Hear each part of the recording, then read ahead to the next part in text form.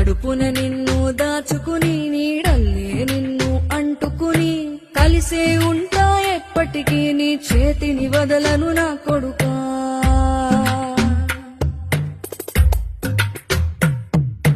పదిలంగా నువ్వు నడవాలే, 10 కాలాలు నువ్వు బతకాలే. చందమామకు చెబుతున్నా నేను చల్లగా చూస్తది నా కొడుకా.